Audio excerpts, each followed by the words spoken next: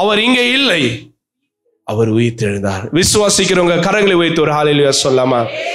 இறந்து போனவரிடத்தில் உயிரோடு இருக்கிறவர்களை தேடாதீங்க. ஆமென். இறந்து போனவரிடத்தில் உயிரோடு இருக்கிறவர்களை தேடாதீங்க. அவர் உயிர்த்தெழுந்திருக்கிறார். ஆமென். அவர் சொன்னது போலவே உங்களுக்கு முன்பாக அவர் சென்றிருக்கிறார். ஆமென். உங்களுக்கான வழியை அவர் ஆயத்தம் பண்ணி வைத்திருக்கிறார். நீங்க திருப்பி போய் பின்னாடி உட்கார்ந்துட்டு இருக்காதீங்க. உங்க வாழ்க்கையுடைய பின்னாடியில போய் நின்றுட்டு இருக்காதீங்க. கர்த்தர் முன்னே போய் கொண்டிருக்கிறார். அவர் உங்களுக்கு முன்னாடி ஓடிட்டு இருக்கிறார். அவரை பின்பற்றி ஓட இந்த காலையிலே கர்த்தர் நம்ம அழைக்கிறார். விசுவாசிக்கிறவங்க ஒரு ஹல்லேலூயா சொல்லுங்களேன். இந்த 40 நாட்களும் உங்களுக்கும் நம்முடைய திருச்சபைக்கும் நம்முடைய ஆவிக்குரிய வாழ்க்கையிலும் கர்த்தர் ஒரு பெரிய அனுபவத்தை கொடுத்திருக்கிறார். இந்த 40 நாள் கர்த்தர் என் வாழ்க்கையில் ஒரு மாற்றத்தை கொண்டு வந்தார்ன்றவங்க மட்டும் கையை தூக்கி ஹல்லேலூயா சொல்லுங்க. அநேகருடைய வாழ்க்கையில் அற்புதத்தை இந்த 40 நாள் கர்த்தர் செய்திருக்கிறார். ஆமென். நான் ஆரம்பிக்கும் போது சொன்னேன், இது ஒரு சீசன் அல்ல. It's not a season. இது ஒரு பயணம். இந்த பயணத்தை முடிக்கும் போது கர்த்தர் உங்க வாழ்க்கையில் ஒரு மாற்றத்தை கொண்டு வருவார்னு நம்ம விசுவாசித்தோம். அநேகருடைய வாழ்க்கையில கர்த்தர் இந்த பயணத்தை முடிக்கும் போது ஒரு பெரிய மாறுதலை கொண்டு வந்திருக்கிறாங்க. நேற்று நிறைய சாட்சி முடிச்சுட்டு போகும்போது கூட நிறைய பேர் சொன்னாங்க, ஐயா கிட்டத்தட்ட ஒரு 15 பேர் பேசுனாங்க, சாட்சி சொன்னாங்க. ஆனால் அதுக்கப்புறமா சொன்னாங்க, நாங்கள் நிறைய சொல்ல வேண்டியதாக இருந்தது, எங்களுக்கு வாய்ப்பு இல்லாமல் போச்சு அப்படின்ட்டு. திரளான சாட்சிகளை கர்த்தர் இந்த நாட்களை நமக்கு ஏற்படுத்தி கொடுத்திருக்கிறார். ஹல்லேலூயா. ஒரு ஹல்லேலூயா சொல்லுங்களேன் சத்தம். அவர் ஹல்லேலூயா. ரைட். அன்புக்குரியவர்களே, இந்த நாளிலும் நாம் சிந்திக்கும்படியாக நம்முடைய பேராயம் நமக்கு கொடுத்திருக்கிற ரொம்ப அழகான தலைப்பு உயிர்த்தெழுதல். என்னது? மீட்டுருவாக்கத்தின் கொண்டாட்டம். அளவற்ற மீட்டுருவாக்கத்தின் கொண்டாட்டம். Resurrection, celebrating boundless transformation. அதாவது இந்த பட்டாம்பூச்சி பார்த்துருக்கிறீங்களா? பட்டர்ஃப்ளை. அதோடைய வளர்ச்சி நமக்கு தெரியும். ரொம்ப அருவருக்கான ஒரு புழு போல நெளிஞ்சு வாழ்ந்துட்டே இருக்கும் அந்த பட்டாம்பூச்சி. பார்க்கறதுக்கே மாறி அகோரமாக இருக்கும். அதை பார்த்தா எல்லாம் என்ன பண்ணுவாங்க, ஐயோ டிஸ்கஸ்டிங் அப்படின்னு சொல்லி அதை என்ன பண்ணுவாங்க, ஒதுக்கி வைப்பாங்க. அதே அந்த புழு ஒரு கட்டத்தில் என்ன ஆகும்னா தன்னை சுற்றிலும் ஒரு கூடு கட்டிக்கும். அவ்வளோதான், அது செத்து போச்சு, அவ்வளோதான், அது ஏதோ அட்டதா அப்படின்னு நினைப்போம். நம்ம எதிர்பார்க்காத போது அந்த கூடை உடைத்து கொண்டு வண்ணமான ரொம்ப பியூட்டிஃபுல்லான ஒரு அழகான ஒரு பட்டாம்பூச்சி வெளியே வரும். அது போல தான் கர்த்தர் புழு போல இருக்கிற நம்முடைய வாழ்க்கையை இந்த நாளிலே ஒரு பட்டாம்பூச்சி போல அழகாக மாற்றி கொண்டிருக்கிறார். உங்க வாழ்க்கை கலரற்று போய் இல்லை ஒரு மாதிரி அசிங்கமா டிஸ்கஸ்டிங்கா புழுவை போல வாழ்ந்துட்டு இருக்கீங்கன்னா, இந்த உயிர்த்து ஆண்டவர் உங்களுக்கு இறக்கைகளை கொடுத்து ஒரு பட்டாம்பூச்சியை போல பறக்க வைக்க போகிறார். ஆமென். ஆண்டவர் அதை செய்ய வல்லவராக இருக்கிறார். ஹல்லேலூயா, ஹல்லேலூயா. ரைட். இந்த 4 திருமறை பகுதி, அதில் முதல் திருமறை பகுதி நாம் எடுத்துக்கொள்ளலாம். 2 சாமுவேல் 22ஆம் அதிகாரம் 2ஆம் வசனத்தை நாம் படிக்க கேட்போமா? கர்த்தர் என் கன்மலையும் என் கோட்டையும் என் இரட்சகமானவர்,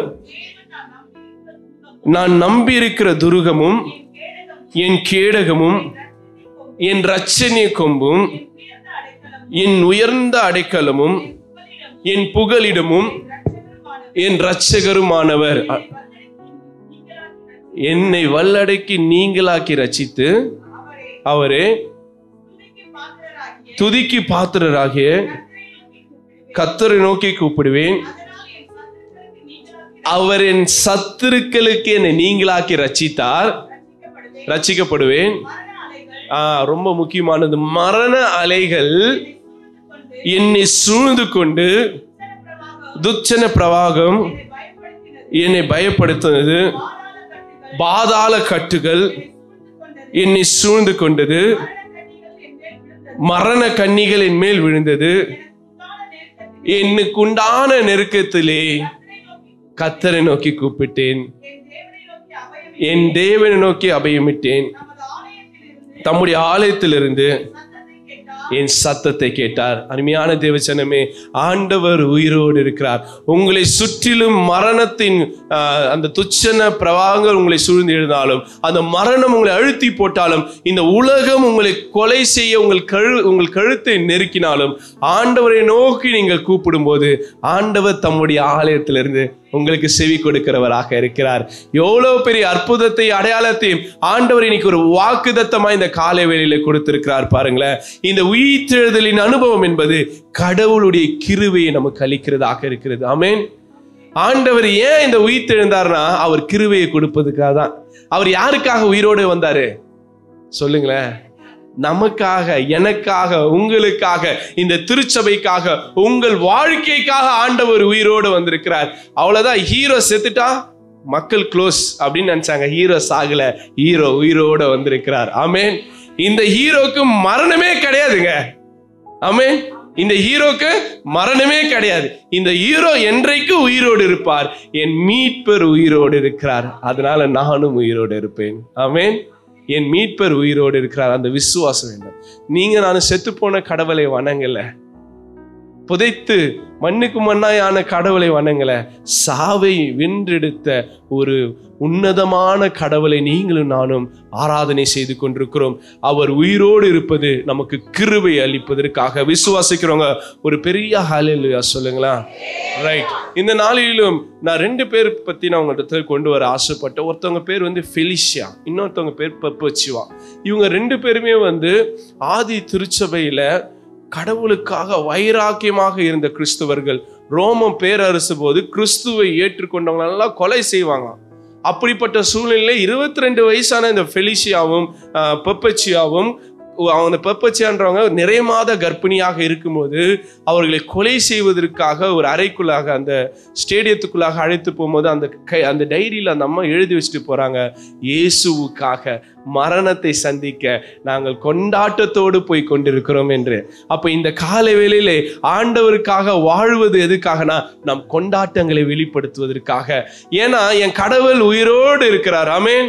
நான் ஏன் கொண்டாடுறோம்னா அவர் செத்து போனவர்களின் கடவுள் அல்ல, அவர் செத்து போனவர் அல்ல, அவர் உயிரோடு இருக்கிறார். அதனால ஒவ்வொரு நாளும் நாம் கொண்டாட வேண்டியதாக இருக்கிறது கடவுளையும் நம்முடைய வாழ்க்கையும். அதனால அருமையான தேவச்சனமே 1 கொரிந்தியர் 15ஆம் அதிகாரம் 55ஆம் வசனத்தை நம்ம படிக்க கேட்கலாமா? மரணமே உன் கூர் எங்கே, பாதாளமே உன் செய்யும் எங்கே. ஆண்டவரை மரணத்தை கொண்டு ஆண்டவரை வந்து என்ன பண்ணினோம், அழித்தணும்னு நினைச்சாங்க.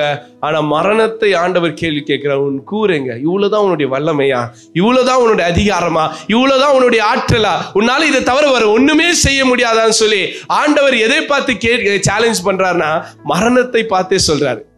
எல்லாரும் மரணத்தை பார்த்து பயந்து ஓடுருவாங்க. நான் ஒரு நாள் ஒரு ஒரு ஒரு ஒரு கல்லறைக்கு நேராக ஒரு சரீரத்தை கொண்டு போயின்னு இருக்கிறேன். அந்த மாலையை தூக்கி தூக்கி விசிறடிப்பாங்களே, ஒரு வீட்டில் என்ன பண்ணிட்டாங்க, ஒரு இடத்துல வந்து மாலையை விசிறடிக்கும் போது வீட்டு வாசலில் விசிறடிச்சிட்டாங்க. அவ்வளோதான். அந்த வீட்டில் இருக்கிறவங்க வந்து ஒரே சண்டை, என்ன நாங்களாம் சாகணும்னு மாலையை தூக்கி போட்டிங்களா அப்படின்ட்டு. ஒரு மாலை வந்து விழுந்ததுக்கே அவங்களுக்கு என்ன ஆயிடுச்சு, பயம் வந்துச்சு. ஏன்னா இன்னைக்கு மரணத்தை குறித்து அவ்வளவு திகில்.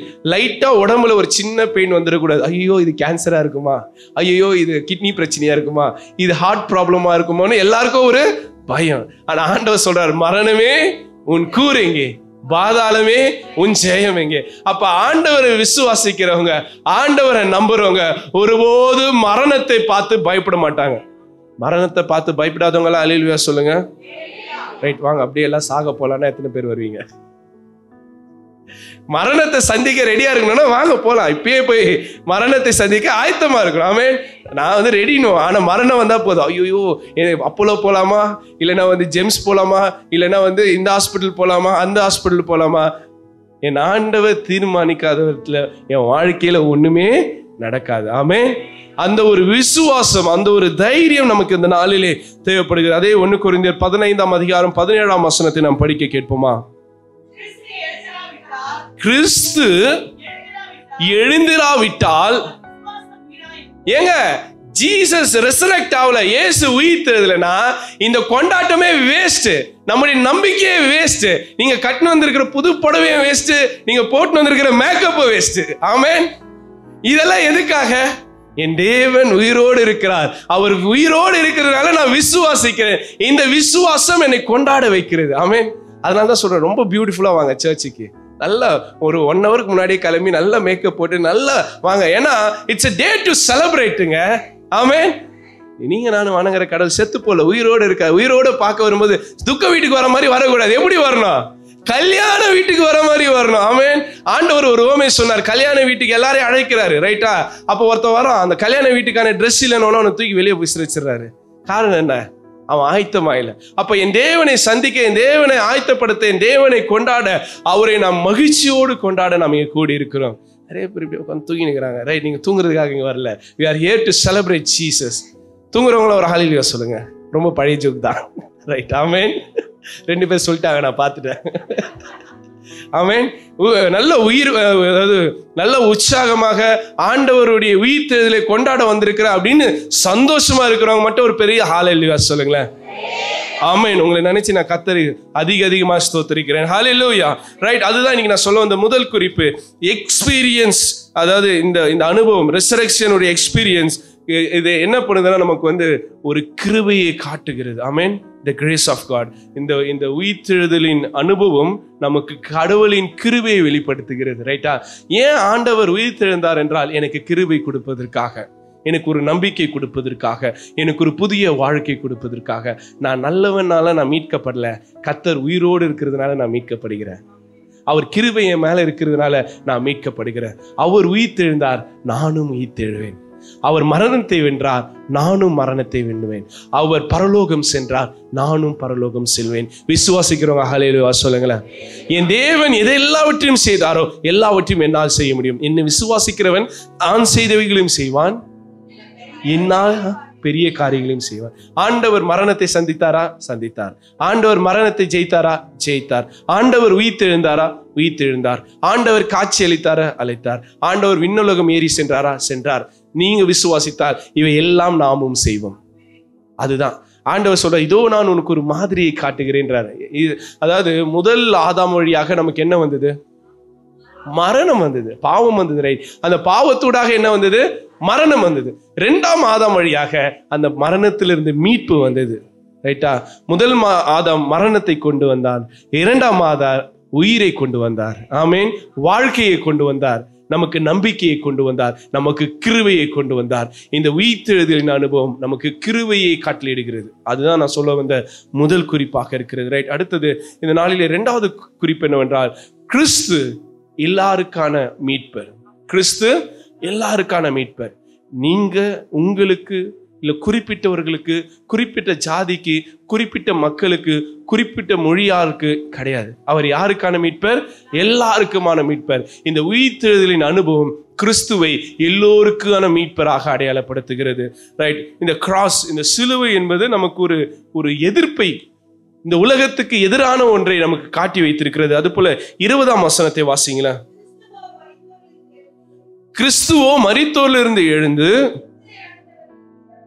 நித்திரை அடைந்தவர்களின் முதல் பலனான, அவர் தான் முதல் பலனாக இருக்கிறார். He is the first fruit. அப்ப கிறிஸ்து உயிர்த்தெழுந்ததுனாலே நீங்களும் நானும் உயிர்த்தெழப் போகிறோம். அடுத்தது அந்த 17ஆம் வசனத்திலிருந்து தொடர்ந்து வாசிங்க. கிறிஸ்து எழுந்திராவிட்டால் உங்கள் விசுவாசம் வீணாயிருக்கும், நீங்கள் இன்னும் உங்கள் பாவங்களில் இருப்பீர்கள். அப்படின்னா என்ன அர்த்தம்? இங்க யாரெல்லாம் பாவத்தில் இருக்கிறீங்க? யாராவது இருக்கிறீங்களா? இல்ல. ஏன் இல்ல? ஏன்னா ஆண்டவர் என்னை பாவத்திலிருந்து மீட்டுட்டார். அவர் உயிரோட வந்ததுனால நீங்க யாரும் இனி என்ன இல்ல? பாவிகள் இல்ல. என் பாவத்தை ஆண்டவர் சுமந்துட்டார், மரணத்தை ஜெயித்துட்டார், அவர் உயிரோடு இருக்கிறார். அதனால நான் இனி பாவி அல்ல, ஆண்டவரின் பிள்ளையாக இருக்கிறேன். ஆமென். அதுதான் அந்த கான்செப்டை நம்ம புரிந்து கொள்ள வேண்டியதா இருக்கிறது. மறுபடியும் அந்த வசனத்தை வாசிங்க எல்லாரும். உங்களுடைய வேதாகமத்தை 1 கொரிந்தியர் 15ஆம் அதிகாரம் 17ஆம் வசனத்துக்கு நேராக திருப்பிக் கொள்ளுங்க. கிறிஸ்து எழுந்திராவிட்டால் நம்முடைய விசுவாசம் வீண், இந்த செலிப்ரேஷன் வீண், இந்த 40 நாள் வீண். என்னத்துக்கு 40 நாள் கஷ்டப்பட்டோம்? இன்னத்துக்கு உபவாசம் இருந்தோம்? இன்னத்துக்கு துக்க கஞ்சி குடிச்சோம்? இன்னத்துக்கு இதெல்லாம் செஞ்சோம்? இந்த 41ஆவது நாள் ஆண்டவர் உயிர்த்தெழலைனா இது எல்லாமே வீண். ஆனால் அது எதுவுமே வீண் ஆகல, ஆண்டவர் உயிர்த்தெழுந்தார். அடுத்தது வாசிங்க. நீங்கள் இன்னும் உங்கள் பாவங்களில் இருப்பீர்கள், கிறிஸ்துவுக்குள் நித்திரை அடைந்தவர்களும் என்ன இருப்பாங்க? கெட்டு இருப்பாங்க. அப்போ முன்னாடியே நம்பிக்கையோடு படுத்துனுக்கிறாங்க பாருங்க நம்ம மூதாதையர்கள் கல்லறையில். அவங்களும் என்ன இருப்பாங்க? கெட்டு இருப்பார்கள்ன்றாங்க. அடுத்தது வாசிங்க. இமைக்காக மாத்திரம், இந்த வாழ்க்கைக்காக நம்ம நம்பிக்கை வைக்கலைங்க. நம்ம எல்லாம் நினைக்கிறோம் இந்த உலக வாழ்க்கைக்கு, இம்மைக்காக நம்ம நம்பிக்கை வைக்கிறோம்ன்ற. ஆனா அவங்க தொடர்ந்து வாசிங்க. எல்லா மனுஷர்களை பார்க்கிலும் பரிதவிக்கப்படத்தக்கவர்களாக இருப்போம். கிறிஸ்துவோ மரித்தோரிலிருந்து எழுந்து நித்திரை அடைந்தவர்கள் முதல் பலனானார். மனுஷனால் மரணம் உண்டானபடியால் மனுஷனால் மரித்தோரிலிருந்து உயிர்த்தெழுதல். ஆதாமால் மரணம் வந்தது, இயேசுவால் உயிர்த்தெழுதல் வந்தது. இயேசுவும் மனிதனாக இருந்து நமக்கு உயிர்த்தெழுதலை கொடுத்திருக்கிறார். ரைட், அதுதான். அப்ப இந்த மீட்பு என்பது கிறிஸ்துவின் வழியாக. கலாத்தியர் 3:28 நம்ம படிக்க கேட்கலாமா? கலாத்தியர் 3:28.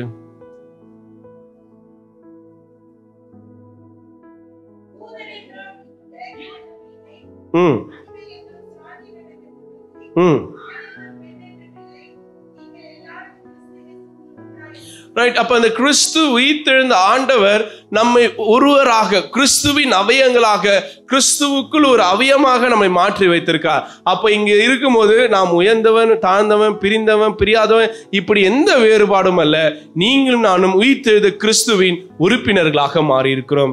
இந்த நம்பிக்கை ஆண்டவரின் உயிர்த்தெழுதல் நம்முடைய வாழ்க்கையிலே கொடுத்ததாக நாம் புரிந்து கொள்ள வேண்டியதாக இருக்கிறது.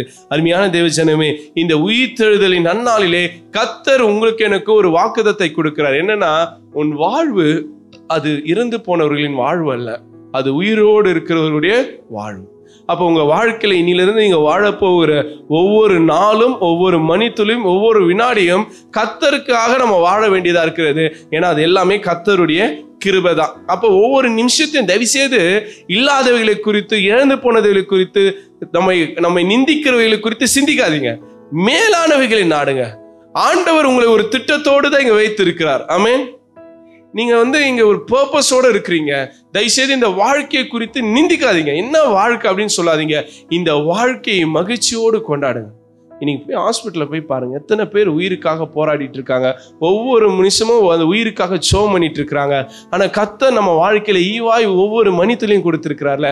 இன்னைக்கு நீங்க நல்லா இருக்கிறீங்க தானே? நல்லா மூச்சு விட்டுட்டு இருக்கீங்களே, எந்த பலவீனம் இல்லைல்ல, 3 வேளை சாப்பிட்றீங்களே, நல்ல சுகமா இருக்கிறீங்களே.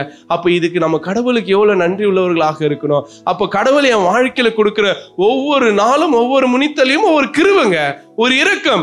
அந்த நாட்களை குறித்து அழுது புலம்பிக்கிட்டு கஷ்டப்பட்டுக்கிட்டு டிப்ரெஷன்ல ஸ்ட்ரெஸ்ல வாழாதபடிக்கு மனமகிழ்ச்சியாய் கடவுளுக்கு நன்றி உள்ளவர்களா இருங்க. இந்த வாழ்க்கை ரொம்ப குறுகியது. நீங்க வாழ போறது எத்தனை எண்ணிலாம். இவ்வளவு நாள் தான் நீங்க என்ன வாழ போறீங்க, இவ்வளவு நிமிஷம் தான் நீங்க வாழ போறீங்கன்றது என்ன பண்ணிடலாம், ஒரு 5 நிமிஷம் கால்குலேட்டர்ல போட்டு சொல்லிடலாம்.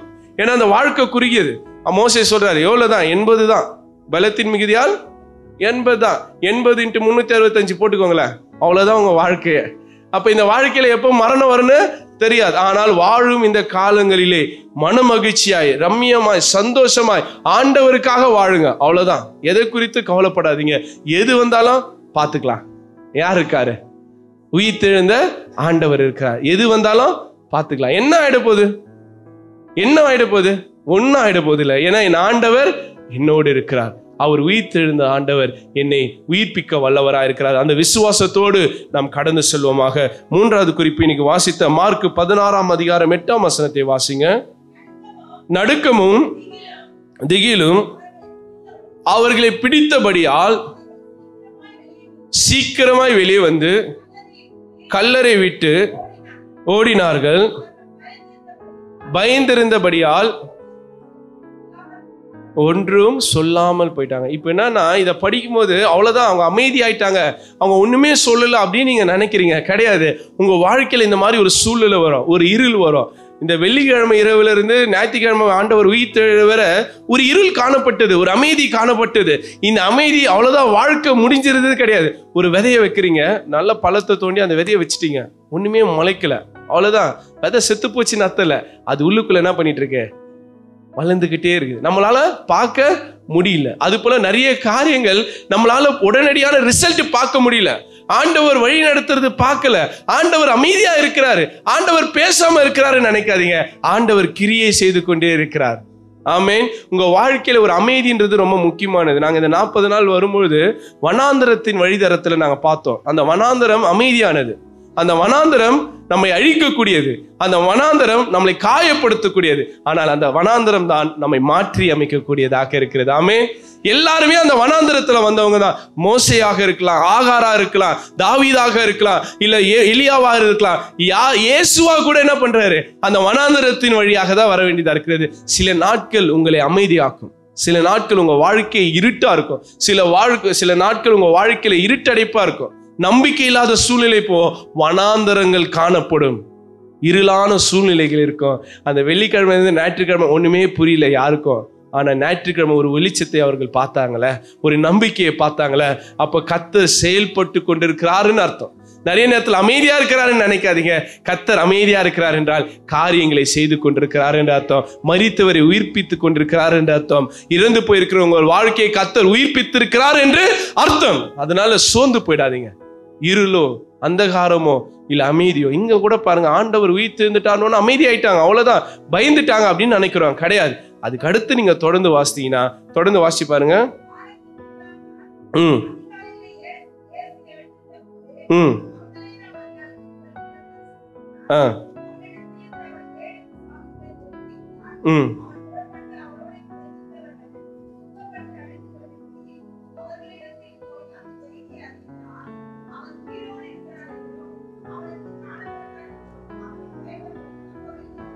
ரைட். இங்க பார்க்கும்போது அவன் என்ன பண்ணிட்டா, பயந்து அமைதி ஆயிட்டான்றாங்க.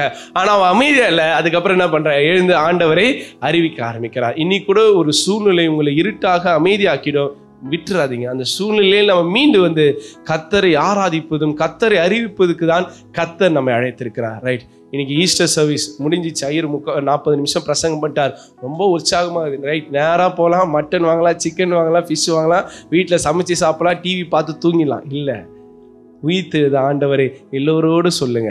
ஆமேன். ஆண்டவர் எதுக்காக உயிர்த்தெழுந்தார் என்கின்ற செய்தியை அக்கம் பக்கம் வீடுகளோடு, உங்க நண்பர்களோடு, உறவுகளோடு சொல்லுங்க. ஒருத்தர் சொன்னா, ஐயா குட் ஃப்ரைடே அன்னைக்கு வந்து ஒருத்தர் பிரியாணி கேட்கிறாயா அப்படின்னா என்ன அர்த்தம்? அவங்களுக்கு அந்த அனுபவம்னா என்னன்னே தெரியாத மக்கள் இங்க வாழ்ந்து கொண்டிருக்கிறார்கள். அப்படிப்பட்டவர்களுக்கு இயேசு யாரு, ஏன் குட் ஃப்ரைடே, ஏன் ஈஸ்டர்னு சொல்ல வேண்டிய பொறுப்பு மேல இருந்து வரப்போற மிஷினரிகள் இல்ல, உங்களுடையது. இங்க மகதலேனா மரியாள் 7 பிசாசு ஆண்டவர் துரத்தினார். அந்த அம்மா சும்மா இல்ல, போய் ஊர் ஊரா ஆண்டவரை பத்தி அறிவிக்கிறாங்க. நீங்க நான் இன்னைக்கு அறிவிக்க கர்த்தர் நம்மை அழைத்திருக்கிறார். அதுதான் நான் சொல்ல வந்த 3வது குறிப்பு. இந்த உயிர்த்தெழுதலின் அனுபவம் ஆண்டவரை அறிவிக்க நம்மை அழைக்கிறது. எத்தனை பேர் ரெடியா இருக்கிறீங்க? ஆண்டவரை நான் அறிவிக்க போறேன்றவங்களா ஒரு ஹல்லேலூயா சொல்லுங்களேன். சொல்லிட்டு போய் தூங்குனீங்கன்னா ஆண்டவர் வயித்துல அடிப்பாரு. என்ன பண்ணாதீங்க, சொல்லிட்டு போயிட்டு சாப்பிட்டு தூங்காதீங்க, அறிவிங்க. இந்த நாள்ல இருந்து அறிவிங்க, நான் ஆண்டவர் உயிர்த்தெழுந்த ஆண்டவரை எல்லாரிடத்தில் நான் அறிவிக்க போறேன். ஆண்டவர் என் வாழ்க்கையை மாற்றிட்டார். சகோதர சகோதரிகளே, உங்க வாழ்க்கையை ஆண்டவர் மாற்றுவார். எனக்கு இந்த நன்மையை செய்திருக்கார், உங்களுக்கு இந்த நன்மையை செய்வார். என் குடும்பத்தில் இந்த அற்புதத்தை செய்தார், உங்கள் குடும்பத்திலும் இந்த அற்புதத்தை செய்வார். நீங்க எங்கெங்கயோ ஓடி போய், நீங்க எங்கெல்லாம் முட்டி போட்டு, எங்கெல்லாம் நீங்க கதறி இது பண்ணாலும் ஆண்டவர் இடத்துல வாங்க, ஆண்டவர் உங்கள் வாழ்க்கையை மாற்றுவார். நீங்க சொல்லும் போது உங்கள் விசுவாசம் அவர்களை ரட்சிக்கும். ஆமேன். கர்த்தர் இன்னைக்கு உங்களுக்கு ஒரு ஊழியத்தின் வாஞ்சையை, ஊழியத்தின் பாதையை இன்னைக்கு திறந்து வைக்கிறார்.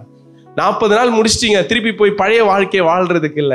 40 நாள் நீங்க கத்துக்கிட்ட போய் மற்றவங்களுக்கு சொல்றதுக்கு தான். ஆண்டவர் கடைசியா மத்தேயு 28ஆம் அதிகாரத்துல கடைசி வசனத்துல என்ன சொல்லியிருக்கிறார் பாருங்க. ஆகையால் நீங்கள் புறப்பட்டு போய் சகல ஜாதிகளும் சீஷராக்கி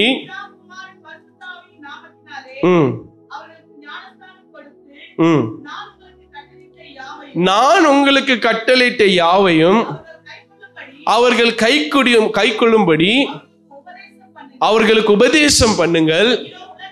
இதோ உலகத்தின் முடிவு பரியந்தமும் சகல நாட்களையும் நான் உங்களோடு இருக்கிறேன். இந்த 40 நாள் வந்தவங்களுக்கு நேற்று ஒரு கிஃப்ட் கொடுத்தா, அதில் அந்த வசனம் தான் போட்டு வச்சிருக்கேன். இதோ உலகத்தின் முடிவு பரியந்தம் நான் யாரோட கடவுள் இருப்பார்னா, அதுக்கு முன்னாடி வசனத்தை செய்யறவங்களுக்கு தான்.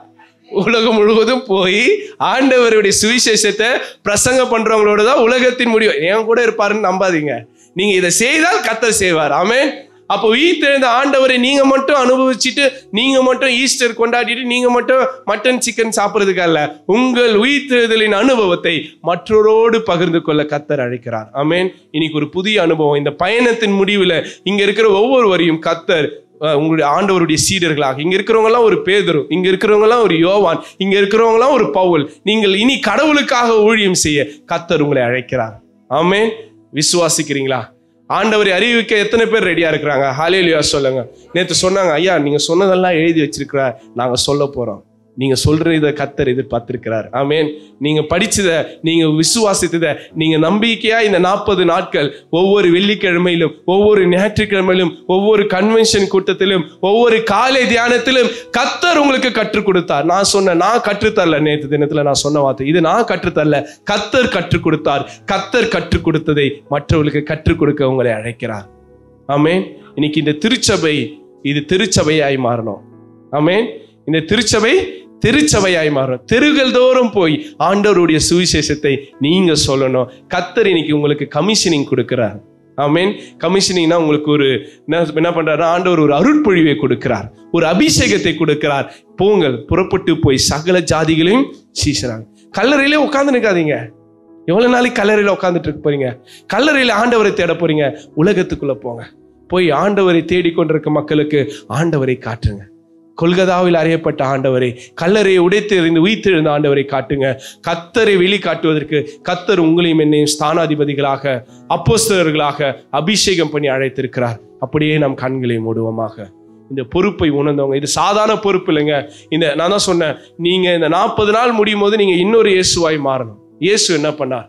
எல்லாருக்கும் போய் நற்செய்தி அறிவித்தார், எல்லோருக்கும் சுகம் கொடுத்தார், எல்லார் வாழ்க்கையை மாற்றினார். இனி அந்த பொறுப்பு கர்த்தர் உங்களிடத்தில் கொடுத்திருக்கிறார்.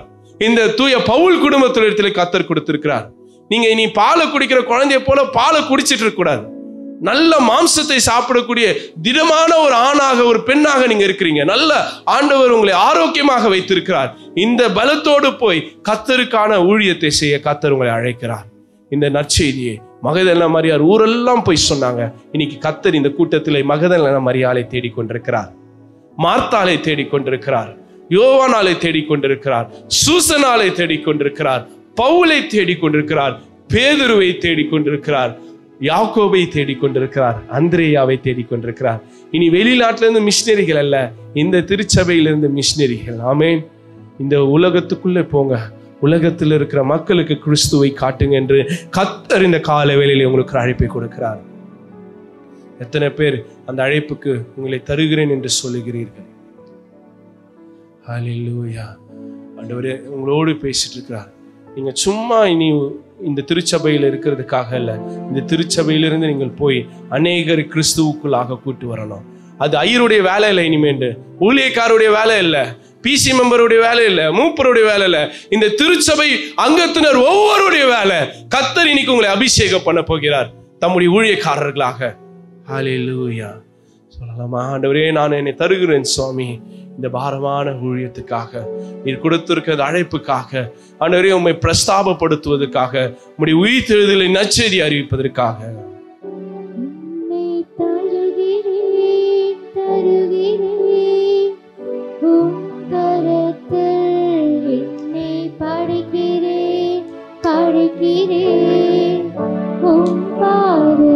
சொல்லலாமா? என்னை தருகிறேன், படைக்கிறேன்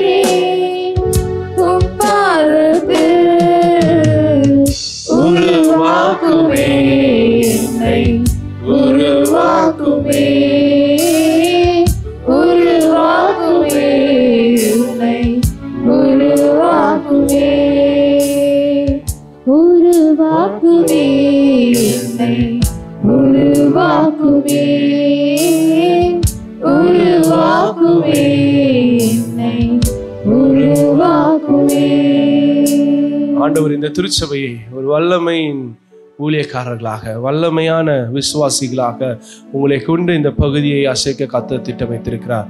உயிர்த்தெழுந்த ஆண்டவர் உங்களோடு இருக்கிறார். உங்களை கொண்டு பெரிய காரியங்களை செய்ய போகிறார். நாம் ஜெபிப்போம். அன்பினானவரே, எங்கள் தூய பவுல் குடும்பத்துக்காக நன்றி செலுத்துகிறோம்ப்பா. இந்த திருச்சபை இனி அது உலகம் முழுவதும் கடந்து சென்று கர்த்தரை அறிவிக்கிற திருச்சபையாக, இயேசுவை பிரஸ்தாபப்படுத்துகிற திருச்சபையாக மாறப்போகிறது சுவாமி. இங்க இருக்கிற ஒவ்வொரு விசுவாசியும் ஊழியக்காரர்கள் சுவாமி, உமக்காக ஒரு கொள்ளை கூட்டத்தை ஆயத்தப்படுத்த போறாங்க. உயிர்த்தெழுந்த ஆண்டவரே உலகத்துக்கு அடையாளப்படுத்த போகிற இந்த கூட்டத்தை கர்த்தர் ஆசீர்வதிப்பீராக. திவ்ய கரங்களை தாழ்த்தி ஒப்பு கொடுக்கிறோம். இயேசுவின் நாமத்திலே ஜெபிக்கிறோம் எங்கள் நல்ல கடவுளே, ஆமென்.